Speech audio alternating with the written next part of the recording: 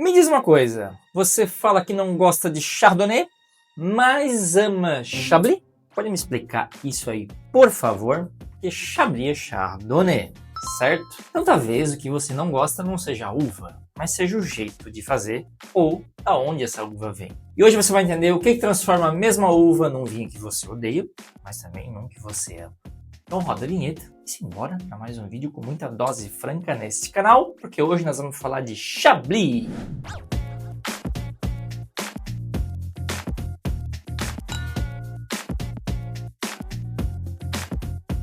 Se você caiu por aqui de paraquedas, o meu nome é André Wiggers, eu sou sommelier e eu moro aqui em Bordeaux, além de ser formado aqui em Bordeaux também.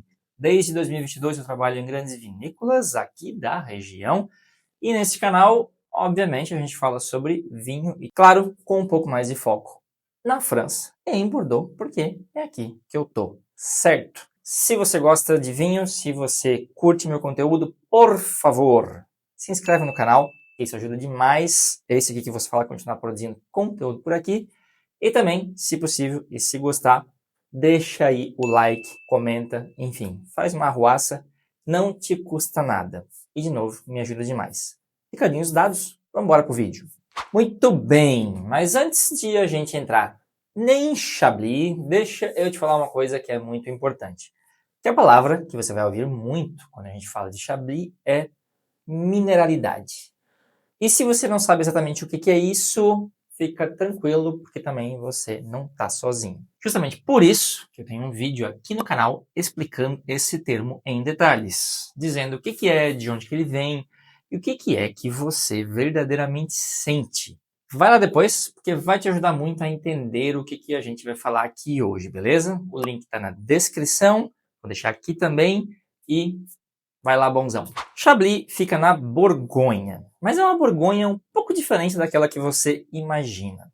Enquanto o coração da Borgonha fica em torno de Beaune e Dijon, Chablis fica mais ao norte, um pouco deslocada mesmo. Ela fica quase que a mesma distância entre Paris e Beaune, só para você ter uma ideia. E mais perto de Champagne do que do resto da Borgonha. A cidade principal é Chablis mesmo, que é uma cidade bem pequenininha, construída em torno do rio Serrant. Bem austera, fria, quase severa. Exatamente como os vinhos que lá são produzidos. E é esse isolamento que faz de Chablis um mundo à parte na Borgonha. E em Chablis tudo começa debaixo da terra, porque o solo de Chablis é chamado de quimeridiano. É uma rocha calcária, ou seja, é uma pedra sedimentar formada ao longo de milhões de anos pela compressão de organismos marinhos, conchas, corais e principalmente ostras. Quando você pega um pedaço desse solo nas mãos, dá para ver os fósseis a olho nu. Pequenas ostras jurássicas petrificadas no tempo, o que é incrível. Esse solo é, como calcário, super poroso, bem drenado e reflete luz e calor para as vinhas. Essencialmente, essencial num clima tão frio quanto o de Chablis. E é exatamente esse solo que dá aquele vinho a tensão, a acidez nervosa e aquela sensação que as pessoas costumam chamar de mineralidade. É o solo mais antigo e mais nobre da região, e é dali também onde nascem os melhores vinhos da região de Chablis. Mas é claro que o solo de Chablis também não é exatamente o mesmo em todo lugar. E é por isso que vai se seguir aí o esquema de classificação conforme o da Borgonha, justamente se baseando em exposições, diferentes encostas e também na qualidade daqueles solos, porque, de novo, não é que Chablis inteira seja de quimeridiano, ok? Na hierarquia de Chablis, que é, como eu disse, o mesmo espírito aí da Borgonha, a gente tem 4 níveis, onde cada degrau que você sobe aí, você pode estimar mais ou menos um preço de 20 a 30% mais caro. E tudo começa por Petit Chablis. Petit Chablis é a base dessa pirâmide. As vinhas ficam nas áreas um pouco mais periféricas, num solo mais jovem chamado portlandiano. O portlandiano também é calcário, mas é mais recente que o quimeridiano e é formado num período geológico diferente também, com menos concentração daqueles fósseis marinhos. O resultado tende a ser um vinho um pouco mais simples, um pouco mais frutado e com menos tensão. Chablis, que é o coração da denominação, ali o solo quimeridiano, a tensão já aparece um pouco mais e a mineralidade vai entrar um pouco mais em cena. Chablis Premier Cru são parcelas selecionadas com exposição solar melhor, mais concentração, um pouco mais de complexidade que deve dar ao vinho. E no topo a gente tem Chablis Grand Cru. São apenas 7 vinhedos, chamados climats, né? E estão todos concentrados numa única encosta voltada para o sudoeste, do outro lado do rio Serran. É a melhor exposição solar da região inteira. Então são 7 parcelas, uma única encosta, e é o melhor que Chablis tem para oferecer. Uma vez entendida essa hierarquia, você pode entender uma coisa. Quando a gente fala de Chablis, grosso modo, a grande diferenciação que a gente sempre faz é entre Petit Chablis e Chablis, que são o grosso da produção da região. E justamente porque é ali onde fica demarcada a maior diferença de terroir, principalmente nos solos, entre cada uma. E quando você parte de Chablis para Premier e para Grand Cru, a gente está basicamente falando de uma exposição e de locais muito específicos que vão dar um pouco mais de complexidade para esse vinho, mas tendem a não ter tanta diferença assim quando a gente sai de um Petit Chablis para um Chablis. Então, se a gente volta à pergunta central entre Chablis e Petit Chablis, qual que é a diferença de verdade mesmo? O solo é diferente, é o que meridiano versus portlandiano, fósseis jurássicos versus um calcário mais jovem, e a localização diferente, centro histórico versus a periferia da denominação. Só que é um estilo diferente também, tensão e mineralidade versus frescor e fruta. E preço diferente, cerca de 30% aí mais ou menos mais caro num Chablis em comparação com Petit Chablis. Isso pode variar de produtor para produtor, mas sempre Chablis vai ser mais caro do que Petit Chablis. Agora, será que toda essa diferença assim aparece verdadeiramente na taça? Vamos degustar um Chablis e um Petit Chablis para ver qual é dos dois? Eu tenho aqui estes dois vinhos, que já estavam aqui, né, o tempo todo, do mesmo produtor, Domaine Alain Mathias, anos diferentes, infelizmente, porque eu não consegui achar do mesmo ano, mas aqui a gente tem o Chablis 2022 e aqui o Petit Chablis 2023. Vamos ver se a gente consegue ver na taça tudo isso que a gente espera de um Petit Chablis e de um Chablis, beleza? Vamos nessa comigo? Vamos degustar vinho? Coisa boa.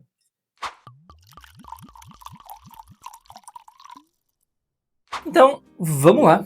Eu vou começar, obviamente, por Petit Chablis e depois a gente passa por Chablis para entender qual que é aí a escala de evolução. Domaine Alain Mathias, eu não sei se ele vende no Brasil, inclusive eu já vi essas etiquetas aqui em algum lugar no Brasil, não sei onde. É um produtor que é bem interessante, não é tão antigo assim lá na Borgonha. Rapidamente ele cresceu um pouco de reputação, mas resumindo, é um cara que faz vinho bem interessante. É um produtor que trabalha de uma maneira assim um pouco mais moderna também. Tanto que no Chablis ele nem utiliza muito barrica de carvalho, etc. Apesar de que Chablis é um trabalho que é feito com Chardonnay que é diferente do clássico da Borgonha. Então não é só também uma questão do terroir em si e deste calcário, porque na Borgonha também tem calcário, né? Só que em Chablis se faz um vinho que se busca mais mostrar essa tensão, esse frescor, essa coisa mais acidez, mais pegada, que não é muito a pegada da Borgonha em si, que tende a fazer uma vinificação que deixa aquele Chardonnay um pouco mais gordinho, assim, na boca, né? Não é aquele Chardonnay tão tenso, tão mineral. Então tem a ver também com a vinificação e, claro, com as uvas que dão lá, né? Porque o Vigneron também faz parte disso, né? Ele precisa trabalhar a uva conforme cada um dos terroirs dele, né? Quando a gente vê isso aqui em Chablis, a gente deixa ver muito claro. Porque o próprio Alain Mathias, ele deixa claro que no Petit Chablis, ele trabalha, por exemplo, 100% em tanque. E ele faz também um envelhecimento de 12 meses em tanque. Então ele não faz nenhum tipo de aporte diferente com madeira, ele não usa foudre, como é o caso do Chablis, porque ele considera que não é uma uva que tem a capacidade de conseguir integrar tudo isso de um modo mais bonito. Ele coloca aqui na garrafa que aqui o potencial de guarda é 5 anos, por exemplo, e aqui em Chablis, 10 anos. Não é natural, tá? Mas ele é orgânico e ele tende a trabalhar assim com baixas doses de sulfito, uma viticultura aí um pouco mais voltada para esse cuidado com o vinhedo. Bom, em termos de preço, é mais ou menos essa diferença, tá? Uns 20% aí de diferença, 25% de diferença de cada um. Isso aqui, se eu não me engano, é 17, 18 reais. Isso aqui, 24, enfim. É um preço de Borgonha, mas ainda assim um pouco mais acessível do que um Grande Chardonnay ou um Grand Cru aí, branco da Borgonha. Chablis é uma queridinha, assim, das pessoas em geral. No Brasil também eu vejo muita gente falando de Chablis, muita gente dizendo, adora Chablis. Eu gosto bastante também, eu acho bem interessante. Acho que a expressão que eu mais gosto de Chardonnay é um tipo de vinho que me agrada. Confesso que não sou o mais fã desses brancos da Borgonha, quando são feitos à maneira bourguignonne clássica. Só que Chablis tem uma coisa que às vezes as pessoas tendem, assim, bastante a romantizar, tal, que é a parte da colheita à mão. Em Chablis, 85% de toda a colheita é feita em máquina, viu? E é uma coisa que as pessoas tendem sempre a romantizar demais, né? Que colheita à mão, que ela é, nossa, seres angelicais, estão lá pegando as uvas e tudo mais. Gente, é claro que a colheita manual, ela é mais qualitativa do que uma colheita em máquina. Porém, depende bastante também. Tem diferentes tipos de máquinas, tem diferentes tipos de regulagens, tem diferentes tipos de qualidades. E já vi muita colheita feita em máquina que eu fiquei surpreso com a imensa qualidade da colheita que estava sendo feita. Fazendo um ótimo um processo de triagem excelente, a colheita máquina pode sim fazer grandes vinhos com certeza. E é muito mais barata, né? Porque você não precisa pagar pessoas para fazerem isso. De novo, há essa tendência de romantização, mas sim também, né, joga um pouco contra, a gente vai dizer assim, quando a gente fala de Borgonha, a gente fala de Chablis, a gente fala de vinhos super qualitativos, com um preço relativamente mais elevado do que a média do mercado, e a colheita é feita à máquina. É isso. De qualquer maneira, vamos ver qual é. Quase tudo que eu degusto de Chablis eu gosto, mas também é possível comprar Chablis mais ou menos, tá? E aí é aquela história da Borgonha de sempre que eu falo bastante nos meus vídeos aqui. Às vezes eu abro o vinho e aí você diz, porra, mas se era pra pagar 20, 25 euros nisso daqui, então, sei lá, gastava 10 em outro Chardonnay do Loire, ou Chardonnay ali não de tão longe, estaria bem. Mas vamos lá, não é o caso aqui, espero, né, em todo caso. Vamos ver quais são as diferenças destes caras na taça, o que a gente pode achar de interessante. Então deixa eu primeiro abrir aqui o nosso Petit Chablis. Aconteceu uma coisa estranha aqui, tá? Ó. Bom, quando isso acontece, gente, é só ter um cuidadinho. Não sei o que essa rolha tinha, tá? Porque eu achei estranho ela ter se desenrolado aqui. Eu acredito que eu consigo salvar ainda com isso daqui, mas senão eu usaria o bilame. Estranho. Mas tudo bem. Nada de muito grave aconteceu. Conseguimos furar igual. E ela tá saindo de boa. Eu já vou servir ele na minha taça também. Eu vou servir os dois ao mesmo tempo. A gente degusta também os dois ao mesmo tempo.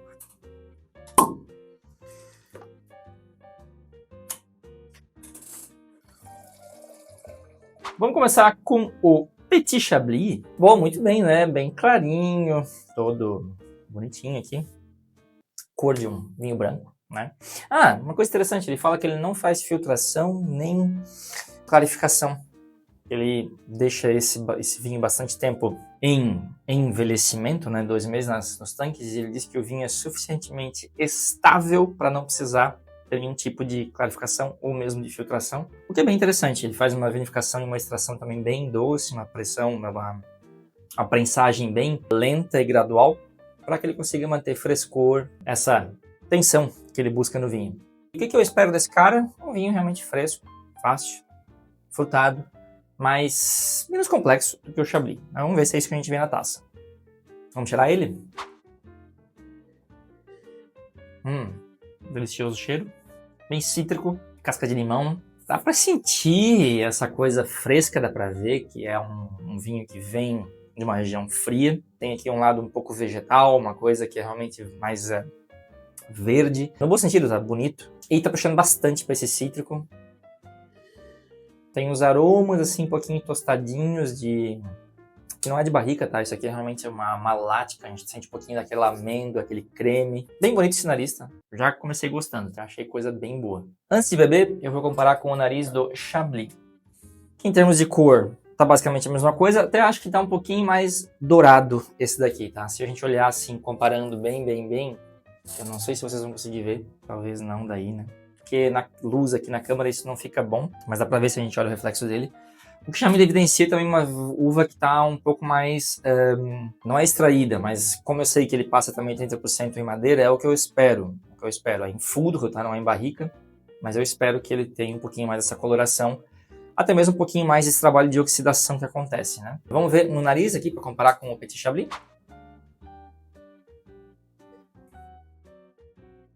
Interessante. A gente sente já um pouco mais do trabalho da oxidação aqui que aconteceu nele.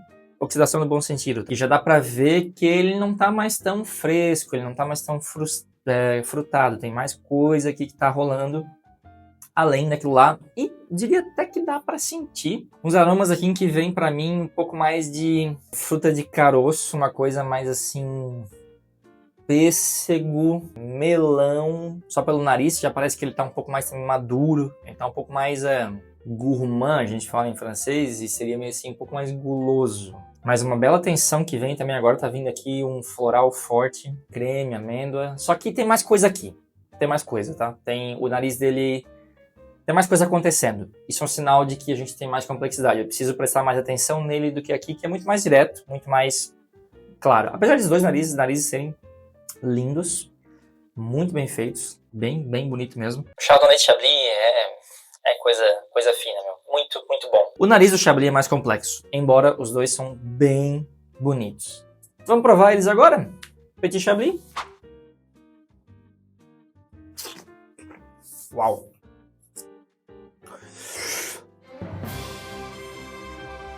Que vinho bom, cara. Meu Deus. Delicioso, fresco, uma acidez que fica aqui puxando na língua, maravilhosa, bom demais. Vamos ver o Chablis agora, para ver qual é dele.